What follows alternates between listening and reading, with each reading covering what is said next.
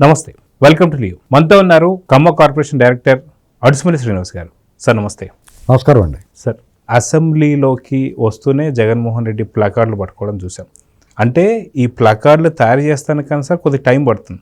అంటే ముందుగానే ఒక వ్యూహాన్ని రచించుకొని రావడాన్ని, వచ్చిన వెంటనే కనీసం 11 నిమిషాలు కూడా లేకుండా 2 నిమిషాలలో అసెంబ్లీ నుంచి వాకౌట్ చేయడాన్ని ఎలా చూడాలంటారు? ఏమండి, అతను అసలు ఏం చేస్తున్నాడో ఏం మాట్లాడుతున్నాడో అతను తెలియని స్థితిలో ఉన్నాడు. అతను దాని తగ్గట్టుగానే అతనికి ఎవరో చెప్పినా వినడం, అతనికి ఎంతో వస్తే అది వెళ్ళిపోతాడు. పైగా అతను నిప్పుల మీద కూర్చోలేడు. అసలు ఆ సభలో అతను ఎమలేడండి. ఇక్కడ మనం ఒక విషయం చెప్పుకోవాలి చంద్రబాబు నాయుడు గారి గురించి. 2004లో 46 సీట్లు 47 సీట్లు వచ్చిన తెలుగుదేశం పార్టీకి.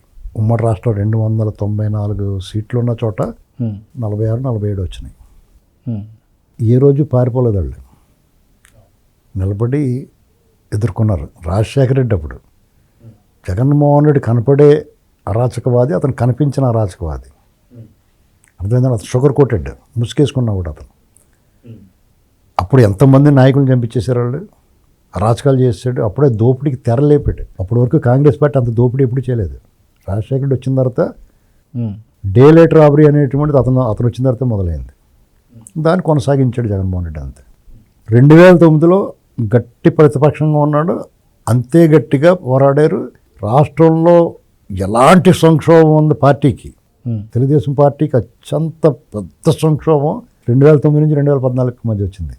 తెలంగాణ ఉద్యమం ఒక పక్క, ఇంకో పక్క రాజశేఖర రెడ్డి గారు చనిపోయి ఆ ఓదార్పు యాత్రలు అని చెప్పేసి ఊళ్ళో 10 విగ్రహాలు పెట్టేస్తే అసలు ఏంట్రా బాబు ఇతను బొమ్మలు తయారు చేసి పెట్టేస్తున్నాడు అన్నట్టుగా పెట్టేసింది.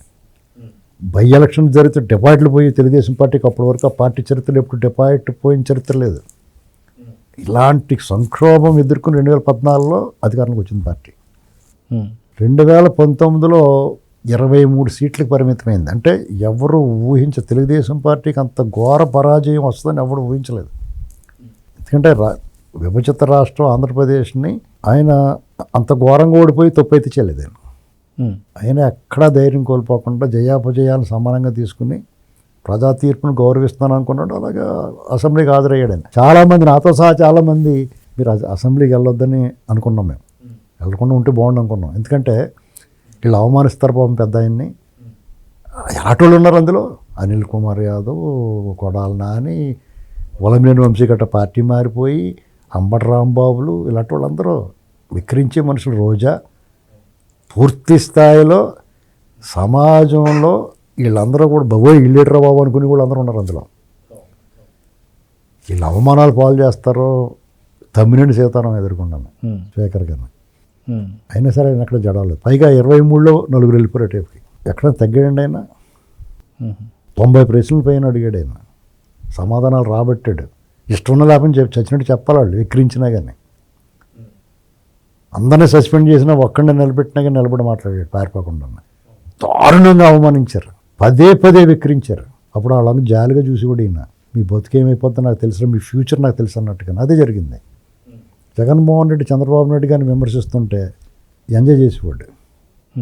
ఆయన్ని పొగిడితే ఉండేవారు ఎబ్బెట్టుగానే. నువ్వు అనుకుంటే అవుద్ది స్వామి, ఇలాగా ఒక్కొక్కడైతే పాటలే పాడేసి కూడా అతను ఉన్నది, పద్యాలు అయింది. ఆ కరణం ధర్మశ్రీ వాళ్ళు ఉన్నాయి. టికెట్ కూడా ఇవ్వలేదు అనుకుంటాను అతనికి. మురిసిపోతూ ఉండేవాడు, ముసి నవ్వులు నవ్వుకుంటాను, సిగ్గుపడతాను. మీరు సిగ్గుపడకండి నేను చచ్చిపోవాలనిపిస్తుందని అంటాడు. అలాగుండేది వాళ్ళు వ్యవహారం చూస్తుంటే. చాలామంది అలాగే అనుకుని ఉంటారు, బస్సు చచ్చినాడు కదా నువ్వు సిగ్గుపడకరా బాబు చచ్చిపోవాలనిపిస్తుంది నాకండి.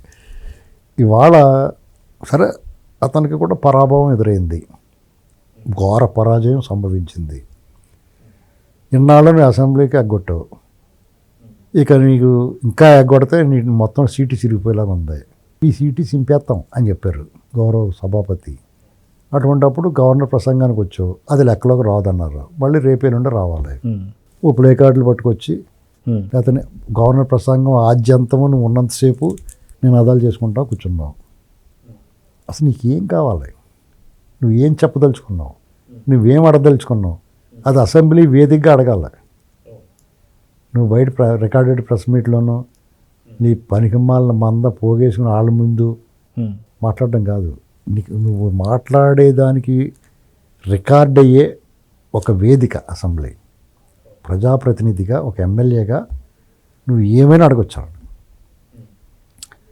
ప్రజలతో నిత్యం నువ్వు మాట్లాడి చేసే అబద్ధ ప్రచారాలు ఏవైనా సరే కూడా అక్కడ అడగొచ్చు. వాళ్ళని లడ్డూలో కల్తీ జరగలేదు, పచ్చకర్పూరము అన్నీ కూడా సుగంధ ద్రవ్యాలతో చేసాం లడ్డు, మీరు ఎలాగంటున్నారు ఏంటి అని అడుగు అని మొఖాన రిపోర్ట్ కొట్టి నేనేం చెప్పాలో చెప్తారు వాళ్ళు సమాధానం. అరాచకం జరిగిపోతాం మెడికల్ కాలేజీలు ఏదన్నా అడగచ్చు. నువ్వు ఫీజు రియంబర్స్మెంట్ గురించి మీరు పచ్చి అబద్ధాలు మాట్లాడుతున్నారు, దాని గురించి అడిగి వాళ్ళు 2 సార్లు ఆల్రెడీ రిలీజ్ చేశారు. ఇవాళ 1200 కోట్లు రిలీజ్ చేశారు. డిఎస్సీలు ఎంతమందికి వేశారు, ఎన్ని ఉద్యోగాలు ఇచ్చారు అడుగు. ఏ కంపెనీలు లాంచ్ చేయని, పెట్టుబడులు వచ్చినాయి అంటున్నారు కదా, ఎన్ని వచ్చినాయి ఏంటంటే వివరంగా చెప్తారు వాళ్ళే. నువ్వు తెలుసుకుంటావు. నీ అజ్ఞానం కొంచెం అజ్ఞానాంధకారంలో దీపం వెలిగిస్తారు వాళ్ళు. ఆ వెలుతురులో నువ్వు జ్ఞానం సంపాదించుకుని ఇంకా కావాలని అడుగు. ప్రజలకే తెలుస్తుంది నీ వల్ల. ఒరే మన కోసం ఇటు ఎందుకు పనికిరాడు అనుకున్నాం కానీ చూడండి, కొంతమంది తల్లిదండ్రులు ఇటు పోరంబోకి ఎందుకు పనికిరాడు అనుకున్నాం కానీ బాగానే పనిచేసి డబ్బులు సంపాదించుకుంటున్నాడు రా, బాగానే చేస్తున్నాడు రా అనుకుంటారు కదా. అలా ప్రజలు కూడా అనుకుంటారు నిన్న, ఎర్రబాబు ఎందుకు పనికిరాడు అనుకుని దద్దమ్మ అనుకున్నాం కానీ బాగానే అడుగుతున్నాడు అనుకుంటారు. మార్పు వచ్చిందని చెప్పి పర్లే పనికొస్తాడు రా అనుకుంటారు కదా. ముందు ఇటు ఎందుకు పనికిరాడని కదా ఓడిచ్చారు.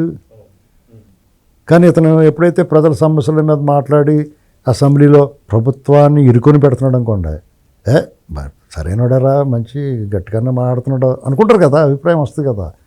నువ్వు అభిప్రాయం రాకుండా ఏ రేటు దద్దమ్మలో ఉన్నాడు, పారిపోతున్నాడు రా, మనం అనవసరంగా పుల్లు అనుకున్నాం, వీడు కాగితం పుల్లు రా బాబు అనుకునేలా చేస్తున్నాడు ఇతను. అవునే కదా. ఇప్పుడు నీ బాధ్యత ఏముందో అది నెరవేర్చి అసెంబ్లీ లోపల బయట కూడా నువ్వు యుద్ధం చేయాలి. అది మానేసి నువ్వు అస్త్ర సన్యాసం చేసి నువ్వు రికార్డింగ్ డ్యాన్స్ చేస్తే ఎలా కుదురుతుంది? నీకున్న వేదిక మీద నువ్వు మాట్లాడాల్సిన అవసరం ఉన్నప్పుడు మాట్లాడాలి, సభా మర్యాద పాటించాలి, సభాపతులను గౌరవించాలి, నీకన్నా పెద్దల పట్ల వినయ విధేయతలు ఉండాలి. ఈ లక్షణం మనిషి లక్షణం. ఒక ప్రజాప్రతినిధి ప్రజలకు బాధ్యత. నీకేం కిరీటం, నీవేమి నీ సొంతంగా నువ్వు సంపాదించుకున్న కిరీటం కాదు అది. ప్రజలు నీకు ఇచ్చిన అవకాశం, ప్రజల కోసం వాడాలి దాన్ని. నువ్వు ప్రజల కోసం వాడకుండా నీ పార్టీ కోసం కూడా వాడకుండా వాళ్ళు ఇంకా ఇంకో 6 అడుగులు తవ్వండి, గొయ్యి తవ్వంటారా ఇంకా లోపల పాతేద్దామన్నట్టు తగ్గేస్తున్నావు. నువ్వు మామూలుగానే గొయ్యి తవ్వుకుని కప్పెట్టేసుకున్నావు, ఇది చాలదన్నట్టు ఇంకా తవ్వేసి లోపలికి వెళ్ళిపోతున్నావు. ఏ రకంగా ఇతను మాట్లాడాలో అర్థం అవ్వట్లేదు ఎవరికన్నా. అందుకనే అతని రాజకీయ జీవితం సమాప్తం అయినట్టే. మనకే ఏం ఊసిపోదు కదా మనకే. అప్పుడు ఏం ఊసిపోయినప్పుడు ఇతని గురించి మాట్లాడుకుంటామే కాసేపు కాలక్షేపం అంతే తప్ప అతన్ని తిట్టినా పొగిడినా అతని కార్యకలాపాల గురించి మన కాలక్షేపం గురించి మాట్లాడుకోవాలి తప్ప అతన్ని ఏమన్నా కానీ అతను ఏమిరా బాలరాజు నీ వల్ల ఉపయోగం ఉంటుంది ఎందుకు పనికిరాని మనిషి అతను. అతని పార్టీ కానీ నాయకులు కానీ చాలామంది త్వరలో ఇప్పుడున్న వాళ్ళు సగం మంది మౌనంగా ఉన్నారు. ఆ మిగతా సగంలో సగం మంది దారులు వెతుక్కుంటున్నారు. మిగిలిన ఒక పావు వంతు మాత్రం అతను కూడా ఉంటారు, అతను లైక్ మైండెడ్ వాళ్ళే మిగులుతారు. మిగతా వాళ్ళంతా రెక్కలు వచ్చిన పక్షులే ఎగిరిపోతారు. ఎక్కడన్నా దారి దొరికిన గూడు దొరికింది దానికి వేరే గూడు ఎగిరిపోతారు, లేదా రాజకీయాల నుంచే విరమిస్తారు కొన్నాళ్ళు విశ్రాంతి తీసుకుందాం అని. ఇది జరగబోయేదని. సో చూద్దాం సార్. ఖచ్చితంగా జగన్మోహన్ రెడ్డి ఈరోజు అసెంబ్లీకి రావడానికి గల వ్యూహం కూడా పూర్తిగా ఇందులో వ్యూహం గట్ట ఏం లేదండి. ఏ వ్యూహం లేకపోవడమే వ్యూహం. అయోమయం. నేను చెప్పాను కదండి, వీళ్ళ గతం హీనం, భవిష్యత్తు శూన్యం, వర్తమానం అయోమయం. దాన్ని మించిన లైన్ లేదు. అతను ఒక్క మాటలో చెప్పండి అంటే ఇదే జగన్మోహన్ రెడ్డి పొలిటికల్ స్టేచర్ గురించి. సో చూద్దాం సార్ ఏం జరగబోతుంది. నమస్తే sir. Please subscribe to Leo News for more videos.